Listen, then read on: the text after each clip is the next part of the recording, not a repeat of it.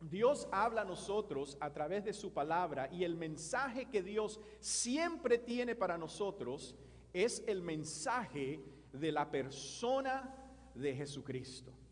Ese es el mensaje que Dios siempre tiene en su palabra, no importa de dónde nosotros estemos predicando. Podemos estar predicando en el Antiguo Testamento y aún así Dios nos está hablando, revelándonos su Hijo amado Jesús.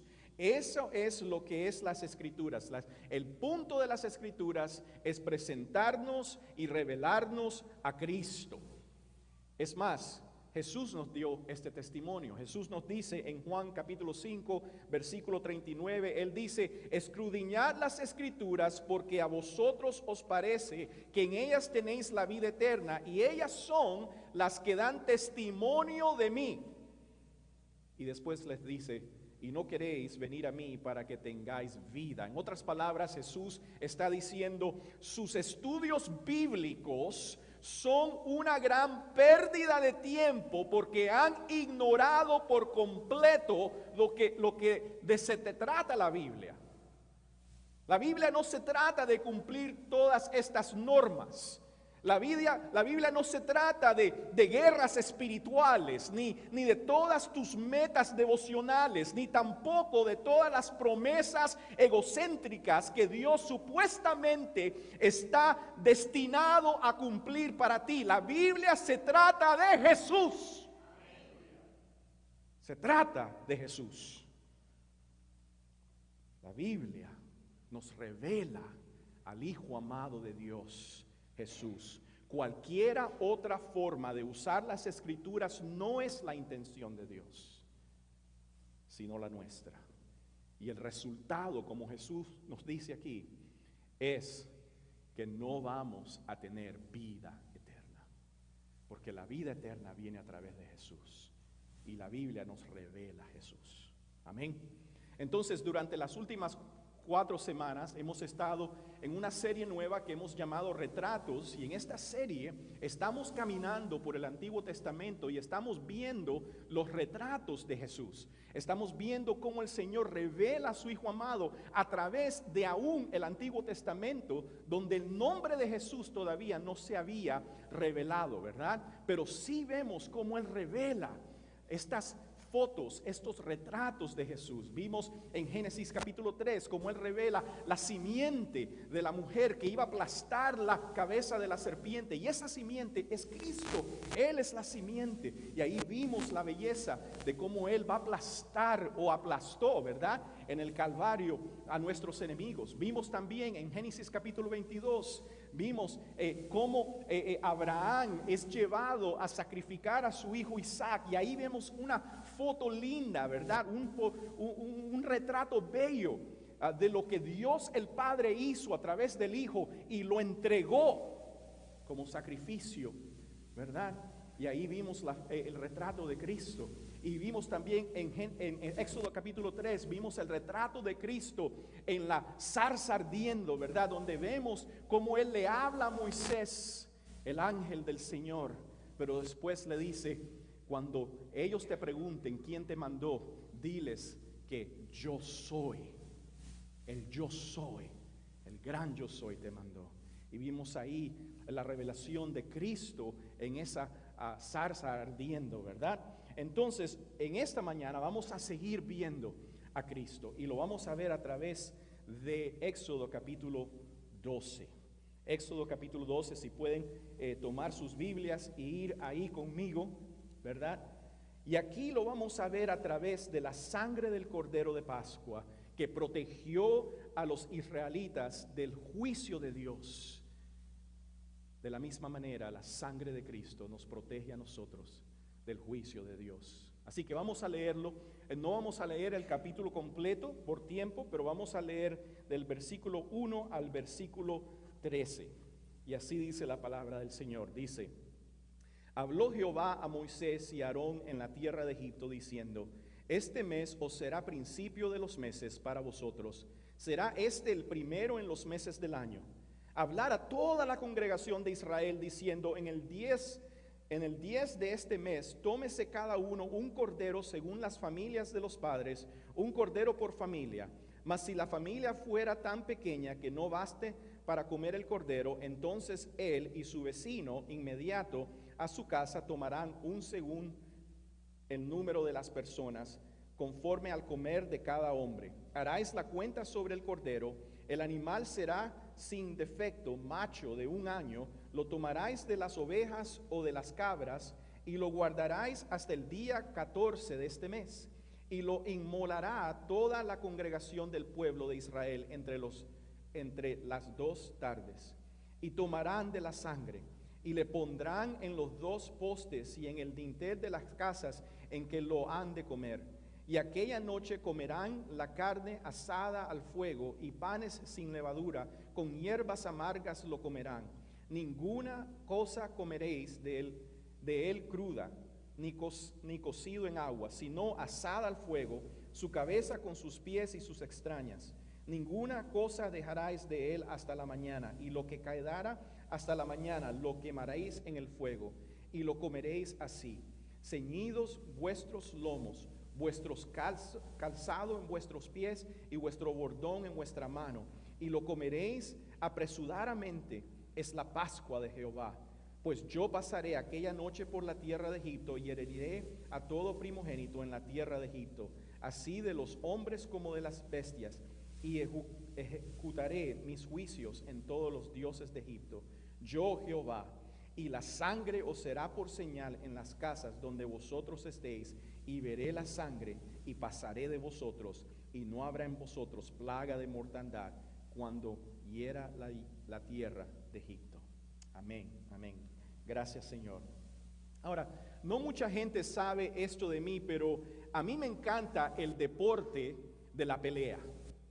El deporte de la pelea. Me encanta el boxeo. Mi papá fue boxeador, mi hermano fue boxeador. A mí me encanta el boxeo, me encantan las artes marciales, ¿verdad? Mixtas. Y más recientemente me gusta el judo. Es más, tenemos aquí al sensei Roberto, el sensei Alexis, que son los sensei de nosotros de judo. Gracias por estar aquí con nosotros, pero me encanta el deporte de la pelea. Y en el mundo de la pelea, una de las cosas que más vemos a menudo es hombres que se jactan de su victoria, ¿verdad? Hombres charlatanes, ¿verdad? Que se jactan de sus victorias y hablan mucho, y a veces se ven tontos por la forma en que se burlan soberbiamente de su oponente, como si el oponente no tuviera ninguna oportunidad de ganarles, y cuando llega el día de la pelea terminan siendo noqueados, ¿verdad? A mí me encanta cuando eso ocurre.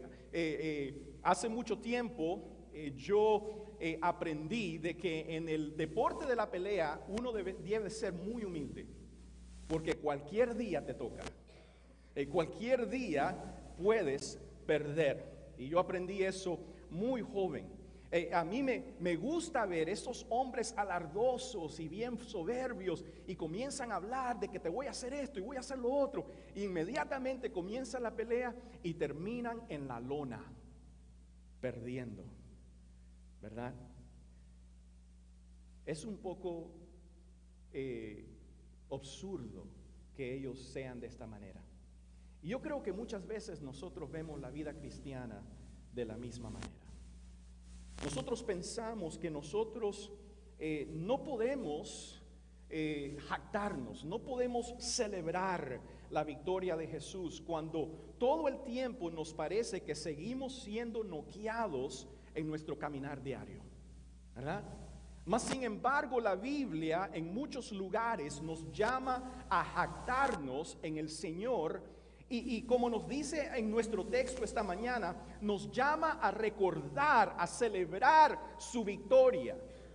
Pero ¿qué sucede? Lo que sucede es que cuando estamos llamados a jactarnos en la victoria de Jesús, ¿verdad? Pero de repente comenzamos a ver nuestras propias vidas y comenzamos a ver, bueno, en verdad, yo no tengo nada en qué jactarme. Porque tengo todos estos problemas, tengo todas estas circunstancias, estas situaciones, ¿verdad? que me traen peso. Tengo todas estas luchas, estos sufrimientos. Y muchas veces pensamos, en verdad que yo no puedo jactarme en la victoria de Jesús, porque mira mi vida, ¿verdad? Quiero que ustedes se imaginen al pueblo de Israel en el desierto durante 40 años. 40 años en el desierto. Y cada año, mientras atraviesaban, ¿verdad? Este tiempo de prueba en el desierto, estaban llamados a jactarse de la liberación de Egipto. Ellos estaban llamados a ver atrás y a celebrar, ¿verdad?, esa gran victoria de Dios, que Dios los sacó de Egipto, pero están en el desierto. ¿Cómo es eso posible? ¿No sería eso tonto como el boxeador alardado, ¿verdad?, después de terminar en la lona, ¿verdad? O sea, ¿cómo yo voy a celebrar la victoria de Cristo, la victoria de Dios me sacó de Egipto, pero estoy perdido en el desierto? O sea, eso es un poco absurdo, ¿verdad? O quiero que se imaginen los cristianos judíos a principios de los 1940, celebrando y alardando de la victoria de Jesús a través de la cena del Señor, mientras están encarcelados en un campo de concentración nazi.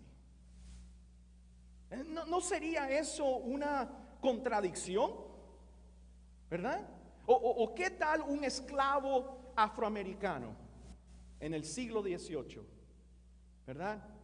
Alardando de la victoria del Señor al celebrar la cena del Señor y al mismo tiempo teniendo cadenas en sus pies. ¿No parece eso una contradicción? Es más, déjame presionar un poco más a lo personal. Vamos a ir un poco al interno, ¿verdad? Al espiritual para nosotros. Simplemente hagamos esta pregunta: ¿de qué manera podemos tener confianza en Cristo y jactarnos del Evangelio mientras aún nosotros luchamos con el pecado?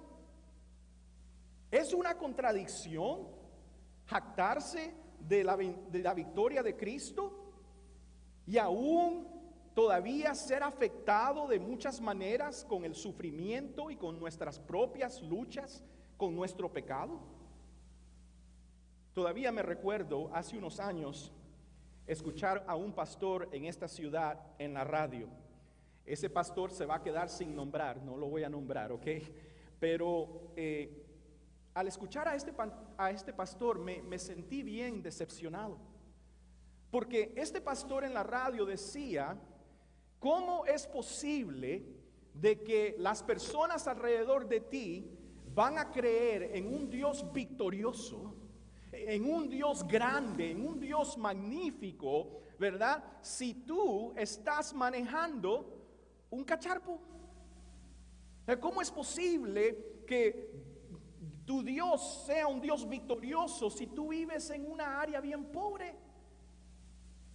Si tú todavía tienes problemas con pecado y cosas, ¿cómo es posible?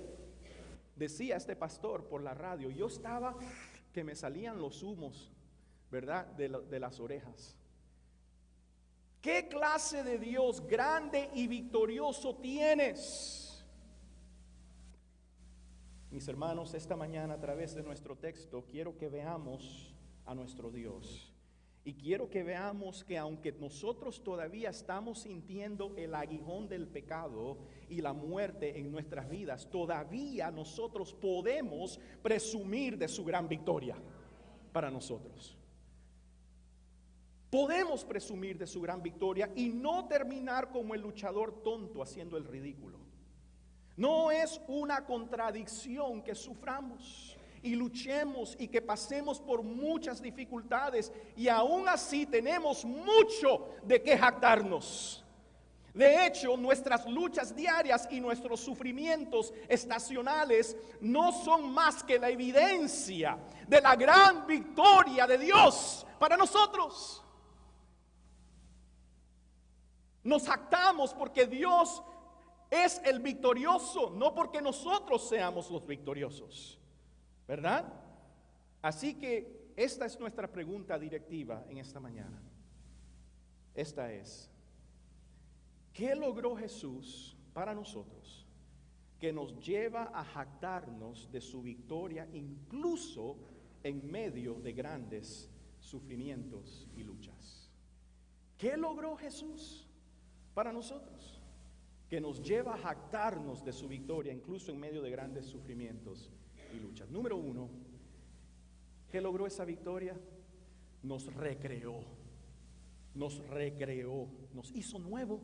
Miren el versículo 1 de nuestro texto, dice así: habló Jehová a Moisés y a Aarón en la tierra de Egipto, diciendo: este mes os será principio de los meses para vosotros, será este el primero en los meses del año. Quiero que veas que lo que está pasando aquí es que el Señor le está dando instrucciones a Moisés para que él después le dé esas instrucciones a los israelitas sobre cómo recordar y cómo celebrar la victoria que Él les va a dar. Ahora, quiero que piensen de que todavía no les ha dado la victoria. Todavía están en esclavitud, ¿verdad? Les está diciendo cómo recordar la victoria que Él todavía no se las ha dado, incluso cuando ellos todavía están esclavos. ¿No es eso asombroso? Y así es como celebrarás y recordarás la victoria que te daré, aunque todavía no te la he dado. Iglesia, de la misma manera, nosotros también podemos jactarnos de la victoria de Cristo, aun cuando todavía sufrimos y todavía luchamos, ¿verdad?, con los efectos del pecado en nuestros corazones. Y aquí está la razón por la cual podemos. No les estoy hablando de un evangelio de prosperidad. Ay, José, te me estás volviendo un evangelio de prosperidad. Te me estás diciendo, no, victorioso hermano, tenemos que jactarnos. No les estoy hablando de un evangelio de prosperidad. El evangelio de prosperidad es una farsa. El evangelio de prosperidad te dice, ¿verdad?, que la victoria de Dios es que Dios va a darte todo lo que tú quieres, y que Dios te va a enriquecer, y que Dios te va a dar un buen trabajo y una buena esposa y un buen esposo, y te va a dar una buena familia, y que Dios va a engrandecer tu mundo. Todo revuelve sobre ti. Ese es el evangelio falso de la prosperidad. Pero eso es no lo que estoy hablando. Lo que estoy hablando es que Dios ha logrado algo a través de su victoria, y la base de esa victoria está en Él. Y esa victoria ha hecho algo para aquellos que creen que ninguna circunstancia, ninguna lucha, ningún sufrimiento, de hecho ningún pecado nos puede quitar. Entonces puedo estar en cadenas, puedo estar muriendo de cáncer, puedo estar sufriendo la pérdida de mi familia, puedo estar luchando con mis patrones de pecado, puedo estar triste por mis desilusiones con mi cónyuge o con mis hijos, pero al mismo tiempo puedo jactarme de la victoria de Dios por mí. ¿Por qué? Porque he recibido lo que nadie me puede quitar. He recibido lo que nadie me puede dar. He recibido lo que más yo necesitaba. Por eso. Ahora vamos a ver qué recibimos en esa victoria. Número uno, recibimos nueva vida. Nueva vida. Escuchen lo que el faraón le dice a Moisés después de la 10ª y última plaga que Dios usó para juzgar la tierra de Egipto. Él le dice así en el versículo 31, dice, o sea, ya lo que Dios prometió que iba a hacer, ya pasó, ¿ok? Y aquí está el resultado, ¿verdad? Aquí está la victoria. Y dice el faraón, hizo llamar a Moisés y a Aarón de noche y les dijo, salid de en medio de mi pueblo, vosotros y los hijos de Israel. Quiero que te concentres en las primeras palabras que salen de la boca de Faraón. Él dice que salgan de entre mi gente. El pueblo de Dios había sido esclavo de Faraón durante 400 años. Israel había pertenecido a Egipto y estaba bajo su dominio y opresión. Pero debido a la victoria de Dios, sus vidas están a punto de cambiar. Ya no iban a vivir bajo la opresión del Faraón. Ahora podrías preguntar, ¿qué tiene esto que ver conmigo, verdad? Eso fue hace miles de años. Mis hermanos, la historia del Éxodo es la historia de la iglesia.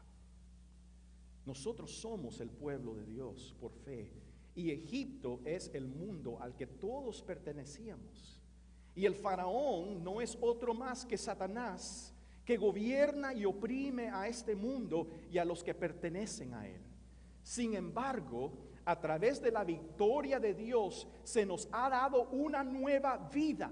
Hemos salido de este mundo. Escuche lo que Colosenses 1:13 nos dice. Dice así: el cual nos ha liberado, Jesús, de la potestad de las tinieblas y trasladado al reino de su amado Hijo.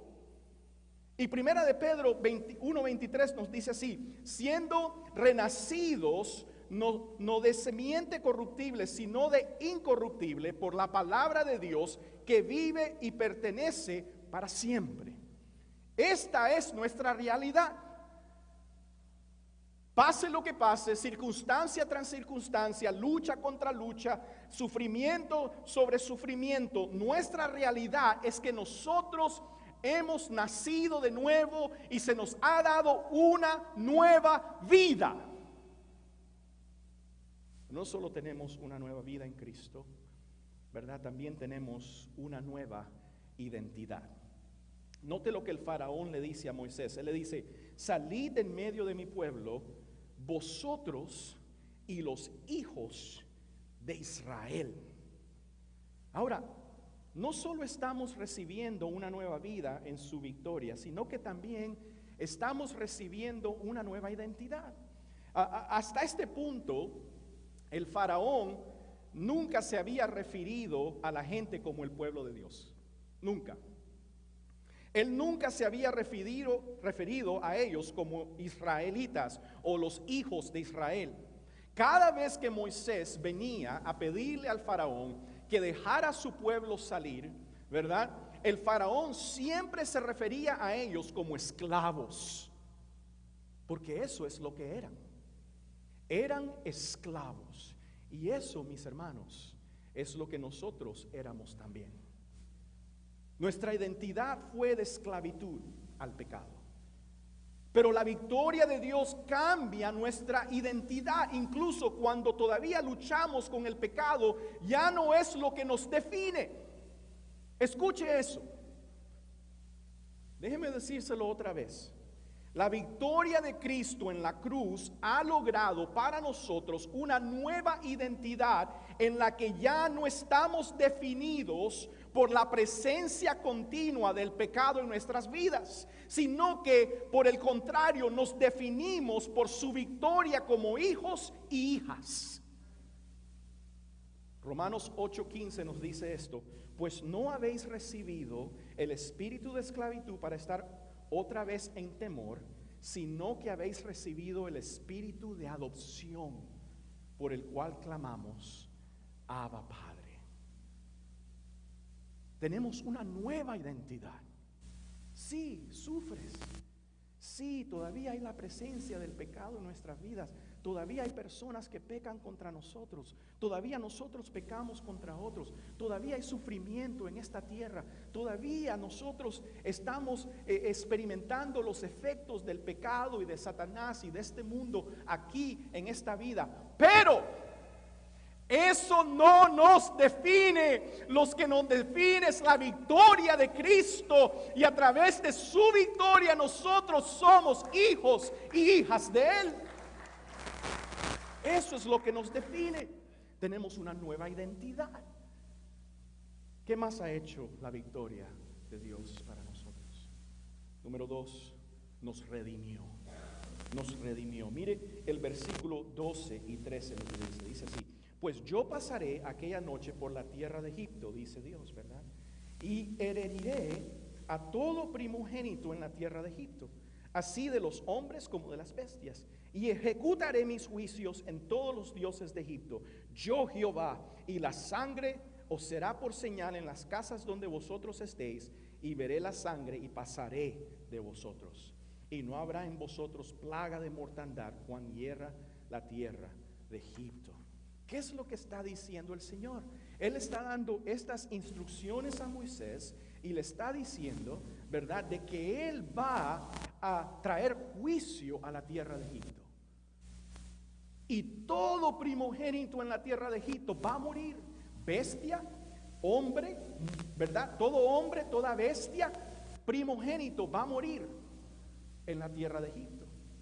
Pero no era solo los egipcios que estaban en peligro, sino que todo mundo estaba en peligro.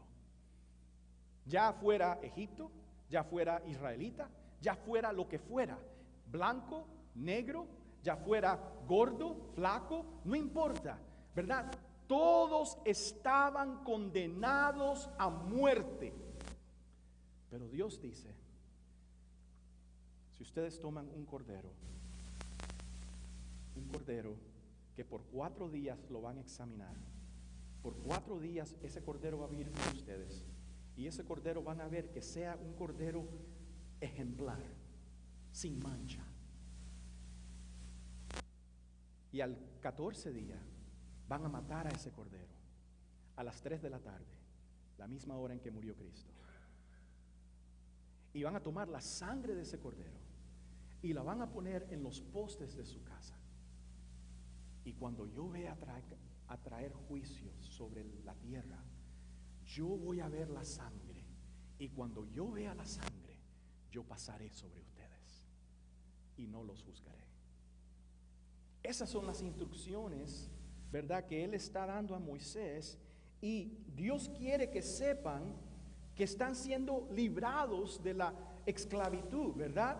Eso es lo que nosotros hemos sido librados de la esclavitud. Ellos poderosamente, por la mano del Señor, están siendo librados. Es más, de tal manera que Dios dice que cuando esto suceda, miren el versículo 11, Él dice: y lo comeréis así. O sea, esto es lo que va a pasar, ¿verdad? Después de que hagan ese sacrificio, pongan la sangre en los bordes de sus puertas, ¿verdad? Eso es lo que van a pasar, van a comer. Pero yo quiero que ustedes coman de esta manera: ceñidos vuestros lomos, vuestros calzados en vuestros pies y vuestro bordón en vuestra mano. ¿Qué quiere decir eso? Bueno, yo quiero que coman listos para salir, con sus zapatos, con su vesturia, ¿verdad? Con su staff, no sé cómo se dice en español, pero listos para irse, porque los estoy sacando de esclavitud, los estoy liberando. Y como yo les dije, nosotros hemos sido liberados a través de la sangre de Cristo. Pero no solo la esclavitud, pero es el juicio que yo quiero que nosotros en esta mañana, si nos llevamos algo, es que nosotros llevemos que nosotros hemos sido redimidos del juicio. Mira el versículo 12, dice: pues yo pasaré aquella noche por la tierra de Egipto, y heriré a todo primogénito en la tierra de Egipto, así de los hombres como de las bestias, y ejecutaré mis juicios, dice Jehová, ¿verdad? Es apropiado decir que Dios salvó a Israel de la esclavitud. Sin embargo, no podemos detenernos ahí. Si el propósito del Señor era simplemente redimir a los israelitas de la esclavitud terrenal, no habría necesidad de colocar la sangre del Cordero Pascual en las puertas esa noche, ¿verdad? Dios podía haber sacarlos sin tener que hacer eso, ¿verdad? ¿Qué es lo que está pasando aquí? Lo que está pasando es que ellos no están siendo salvos simplemente por Dios, pero ellos están siendo salvos de Dios, porque ellos están en contra de Dios. Ellos también, simbólicamente, ellos también son pecadores, al igual que los egipcios. Ellos también son dignos de condena, al igual que los egipcios. Ellos también, si no obedecen por fe y no miran al Cordero como el sustituto de ellos también morirán. Yo recuerdo que en la escuela media la gente me temía. ¿En serio? Yo no era un bully, ¿verdad? Pero era un chico fuerte que siempre me ha gustado pelear, ¿verdad? Y los otros niños no se metían conmigo. Además, siempre he parecido un poco un medio ganguero, y yo creo que por eso la gente me respeta un poco más. Pero de todos modos, en el 8º grado empecé a salir con mi primer novia, ¿verdad? Uno tiene una noviecita y va al cine y eso y lo otro, ¿verdad? Y en el 8º grado yo comencé a salir con mi primer novia. Y me recuerdo que un día en la escuela ella me dice que su exnovio va a venir a la escuela hoy, después de terminar las clases, y que él quiere pelear conmigo. Ahora, yo en mi arrogancia, bueno, está bien, pues que venga. ¿Quién es él? ¿Ah? Pero después ella comienza a describírmelo. Y ella comienza a decirme que él era un chico de la escuela secundaria, o sea, era un tipo mayor, ¿verdad? Que se conocía con el nombre de Zorro, que es grande y mezquino y que es un verdadero ganguero, ¿verdad? Entonces, hombre, yo tenía miedo, ¿verdad? Después de la descripción de ella. Y me acuerdo que cada periodo que pasaba y la campana sonaba, yo decía, ay, se me acerca la hora, ¿verdad? Y hasta que llega la última campana de la escuela y suena la campana y bueno, aquí está, voy afuera, vamos a ver qué va a pasar, ¿verdad? Yo vivía cerca, yo vivía a unos cuantos manzanas de la escuela, y entonces comienzo a caminar y en eso veo un chico grande. Ahora, yo siempre he sido bajito, ¿verdad? Pero veo un chico grande, sí, grande, y comienza y él está caminando para donde mí. Y digo, ay, mi madre, este debe ser, ¿verdad?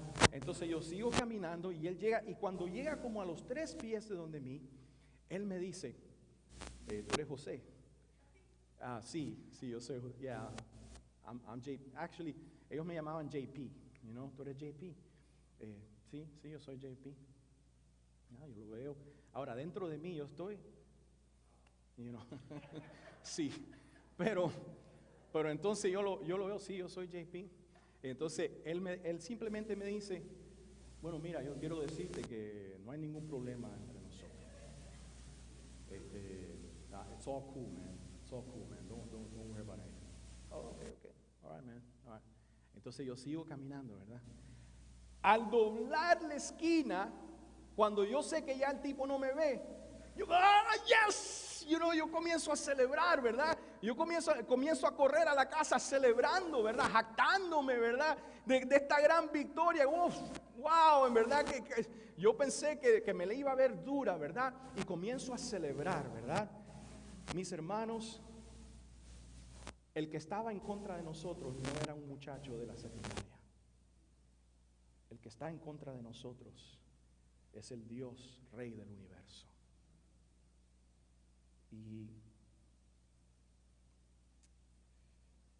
Y ese Dios, en lugar de aplastarnos como los insectos que nosotros somos, Él envió a su Hijo como el Cordero sustituto de Dios, que sufriría y moriría y derramaría su sangre por nosotros. Y Dios, en vez de aplastarnos a nosotros, lo aplastó a Él. Y cuando yo vengo de Dios, ese Dios que me puede mandar al infierno, el que puede destruir no solo mi cuerpo, pero mi alma, se para delante de mí y me dice, paz sea contigo. Si yo, después de pelear con este muchacho, comienzo a celebrar, ¿cómo no yo no voy a celebrar cuando Dios me da paz? el que me puede aplastar. ¿Ah? Entonces no importa lo que yo esté pasando, no importa el sufrimiento, no importa mis luchas con pecado, yo puedo celebrar, yo puedo jactarme de la victoria de Cristo. ¿Por qué? Porque a través de esa victoria yo tengo paz con Dios. He sido redimido, ¿verdad? Dios me ha perdonado, Dios ha pasado sobre mí. Él ha pasado sobre mí. Y lo último que vamos a ver es que Él nos redirigió. Rápidamente,